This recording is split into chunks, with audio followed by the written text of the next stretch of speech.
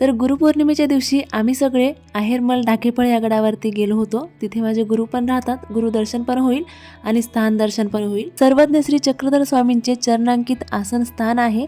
इथे आल्याच्या नंतर आम्ही देवाला विडा अवसर केला, उपहार दाखवला, आरती केली आणि त्याच्यानंतर मग आता इतका छान व्ह्यू आहे इथलचा, इतकी ग्रीनरी आहे, तर फोटोशूट तर व्हायलाच पाहिजे। आणि आता गडावरून खाली उतरते वेळेस पायाला थोडंसं ब्रेकच लावावं लागतं। तर गडाच्या पायथ्याशी इथे गुरु राहतात माझे, त्यांनी छान जेवणाची व्यवस्था केली होती, प्रसादाचा लाभ घेतला, गुरुदर्शन केलं आणि तिथून पुढे आम्ही निघालो श्री क्षेत्र जाळीचा देव या ठिकाणी। इथे देवाचं दर्शन केलं, विडा अवसर केला, उपहार दाखवला आणि आता या मंदिराच्या मागच्या साईडचा व्ह्यू जो आहे तो खूप छान आहे। तर इतके सुंदर जागेचा थोडा वेळ बसून आम्ही पण आनंद घेतला आणि मंदिराच्या समोर थोडेसे स्टॉल लागले होते, तिथे थोडीशी खरेदी केली आणि इथून पुढे मग एकदम ग्रीनरी सुंदर असा व्ह्यू बघत घाटाचा रस्ता पार करत सावळेद्वार या ठिकाणी गेलो। तर इथे देवाचं दर्शन घेतलं, विडा अवसर ठेवला, उपहार दाखवला आणि आता इथून मात्र सगळ्यांना खूप जोराची भूक लागली होती। एका हॉटेलवरती गेलो, जेवण केलं मस्त